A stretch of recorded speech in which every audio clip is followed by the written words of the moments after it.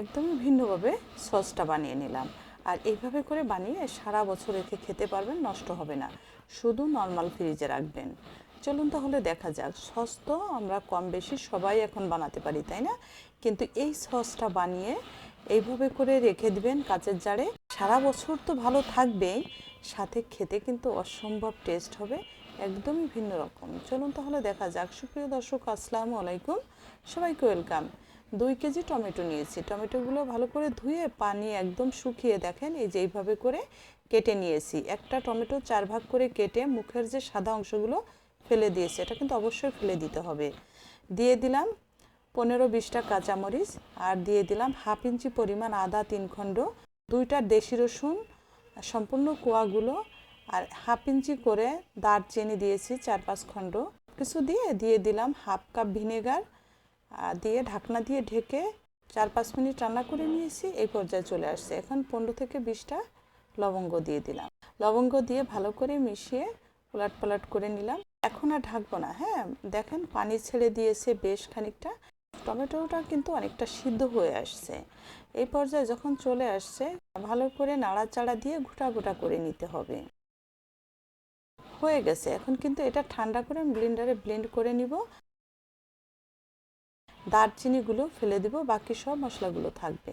দারচিনিগুলো তুলে ফেলে দিয়ে ব্লেন্ডারে ব্লেন্ড করে নিয়ে আসলাম। আর একটা স্ট্রেনার নিয়েছি, স্ট্রেনারে করে দেখেন সম্পূর্ণটুকু এইভাবে করে সেঁকে নিলাম। মানে কি পরিমাণ সাবা ময়লা বের হয়েছে দেখেন। আর কাঁচামরিচটা আমি যে পরিমাণ দিয়েছি, এই কাঁচামরিচটা আপনারা আপনাদের স্বাদ অনুযায়ী ব্যবহার করতে পারেন, তবে এখানে কিন্তু পারফেক্ট হয়েছে। সম্পূর্ণ ছেঁকে পরবর্তী স্টেপে চলে আসলাম। এখানে 2 টেবিল চামচের একটু বেশি হবে সয়াবিন তেল দিয়েছি। দিয়ে দিলাম 1 চা চামচ কালো জিরা আর একটা রসুন কুচি। ভালো করে লাল লাল করে ভেজে ফোড়নের ভিতরে টমেটো জুস করে রেখেছিলাম ওইটা দিয়ে দিলাম। ভালো করে নাড়াচাড়া দিয়ে সব কিছু মিশিয়ে এখন অ্যাড করে দিলাম মেজারমেন্ট কাপের 1/2 কাপ চিনি। এখানেও চিনিটা আপনারা টেস্ট অনুযায়ী ব্যবহার করবেন। আর আমি টমেটো কিন্তু 2 ধরনের নিয়েছি। হ্যাঁ, আপনারা প্রথমেই ভালো করে দেখে নেবেন। মিষ্টি টমেটো নিয়েছি যেটা একটু লম্বা এবং পুর, আর নিয়েছি গোল গোল টমেটো যেটা টক দেশি টমেটো।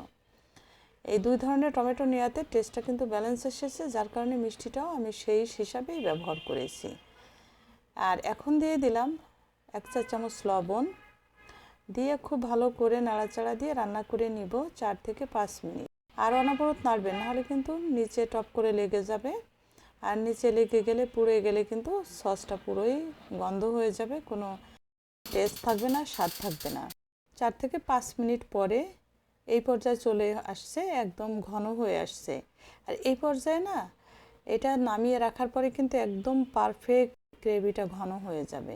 নামানোর আগে আরও 1 চা চামচ পরিমাণ বিট লবণ দিয়ে দিলাম। আর বিট লবণটা দিয়ে নাড়াচাড়া দিয়ে আরও 2 মিনিটের মতো একটু রান্না করে নিয়েছি।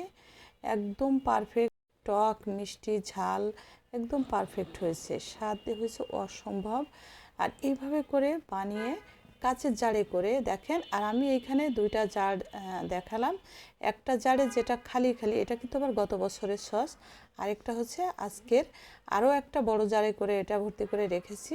আপনারা কিন্তু অবশ্যই এই সসটা তৈরি করবেন আর এইভাবে করে তৈরি করে রেখে দিবেন। যদি কালো জিরার ফ্লেভারটা অনেকে নিতে পারেন না, তারা এটা স্কিপ করতে পারেন। ওটা স্কিপ করলে সমস্যা নেই। রসুনে অবশ্যই এটাকে এইভাবে করে ফোড়ন দিয়ে সসটা বানাবেন।